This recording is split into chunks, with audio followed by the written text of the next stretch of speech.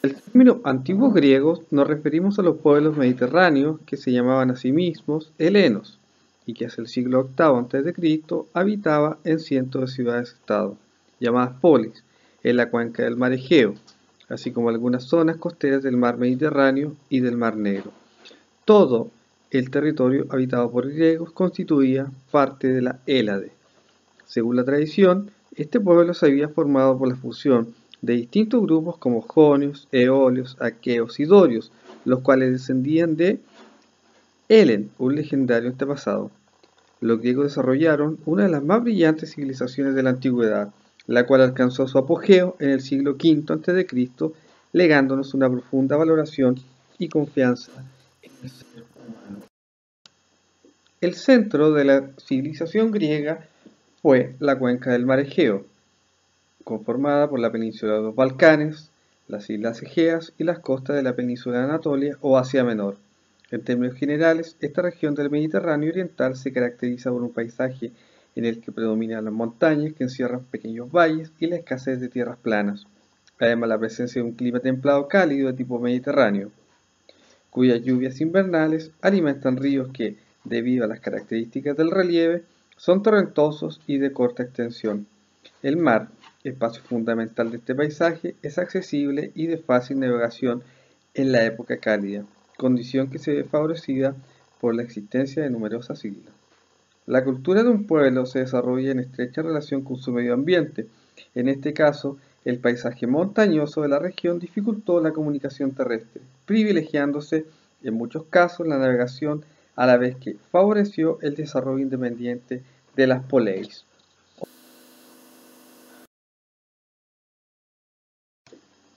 El pueblo griego, una comunidad cultural. Los griegos nunca formaron parte de un solo estado. El pueblo heleno se encontraba dividido en numerosas ciudades-estado.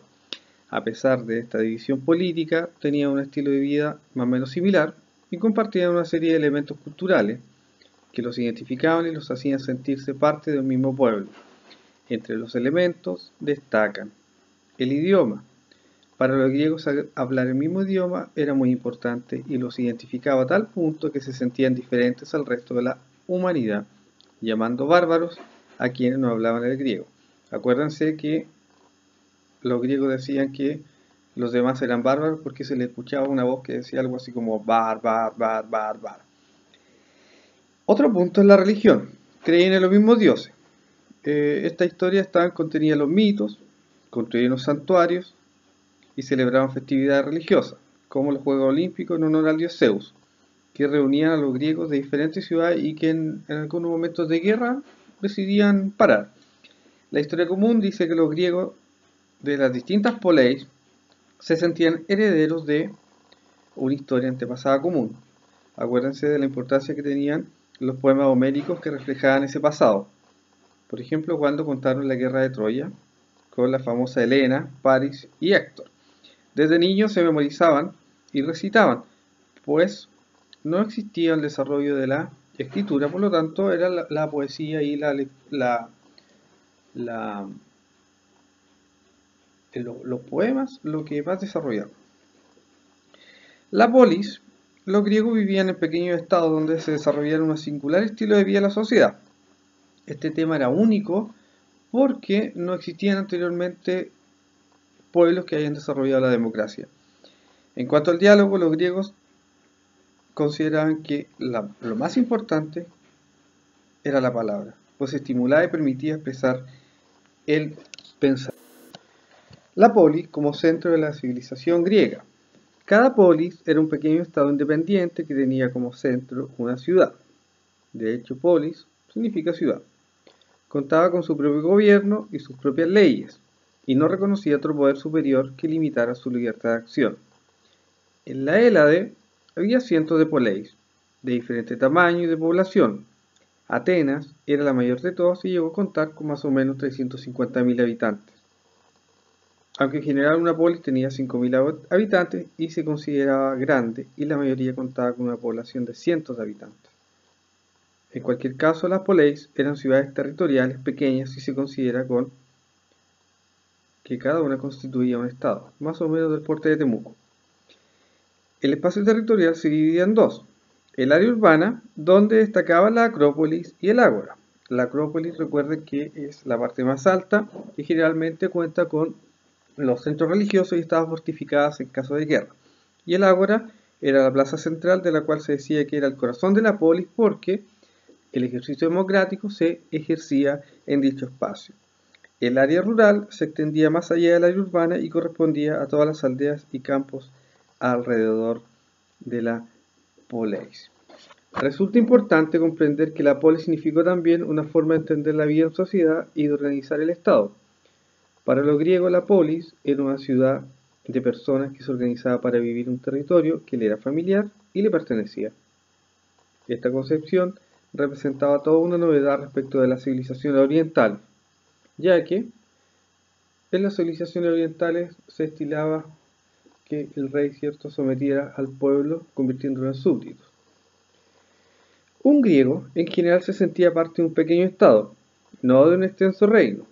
Se hacía a sí mismo llamar ciudadano, miembro de una ciudad o comunidad con obligaciones y derechos, no un súbdito que lo tenía solamente obligaciones. Creía que el gobierno debía ejercerse a través de las leyes que buscaran el bien común.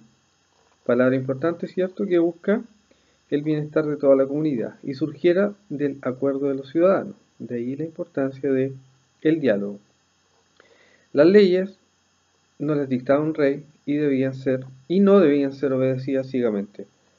Consideraban además que la participación política activa, ciudadanía activa, es decir, ellos mismos ejercían sus derechos políticos y a la vez ejercían algún cargo público. Se puede afirmar entonces que uno de los grandes legados de la civilización griega es el concepto de ciudadano, nuevo, novedoso para la época y que ha sido traspasado de generación en generación hasta ahora. La evolución política de la civilización griega. Las poleis tuvieron distintos sistemas de gobierno y muchos de ellos evolucionaron con el tiempo. En el siglo VIII, época de la formación de las polis, el sistema era la aristocracia, cuya característica principal era que el poder estaba en manos de los nobles, pues solo ellos podían acceder a las magistraturas y al consejo. El nombre de aristocracia se debe a que los nobles se llamaban a sí mismos aristoi, los mejores. Durante la época arcaica, algunas poleis vivieron procesos de transformación económica y social que impulsaron cambios políticos, avanzando hacia sistemas más participativos. Uno de los avances fue aumentar la participación de aquellos ciudadanos que tenían poder económico, aunque no fueran de la clase aristocrática, estableciéndose una plutocracia, el gobierno de los que tenían más dinero.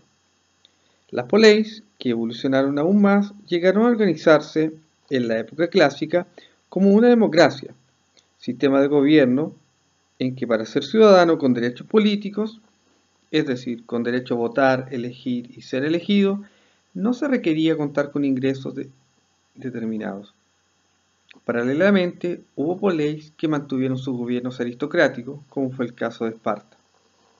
Entre las poleis que establecieron gobiernos democráticos destacó Atenas, que fue un modelo para las otras ciudades-estados como Corinto, Mileto, Samos, Quíos, entre otras. En la evolución de la democracia ateniense es preciso destacar los siguientes procesos. La colonización iniciada en el siglo VIII tuvo importantes consecuencias económicas y sociales. Aumentó el comercio de los griegos en el mar Mediterráneo, favoreció a los grandes propietarios que se dedicaron al cultivo del olivo y la vid, a la vez que arruinó a los medianos y pequeños, quienes mantuvieron el cultivo de cereales y no pudieron competir con los productos importados. Paralelamente, la tierra dejó de ser la única fuente de riqueza y surgió un grupo social que hizo fortuna gracias al comercio, la industria o la producción orientada a la exportación. Los nuevos grupos comenzaron a exigir leyes escritas y mayor participación política. Los menos favorecidos, por su parte, demandaban una solución al problema de las tierras y de la esclavitud por deuda. Recuerden ustedes que uno de los antecedentes de la colonización griega fue la pérdida de tierras por parte de los pequeños propietarios, lo que produjo tensiones sociales.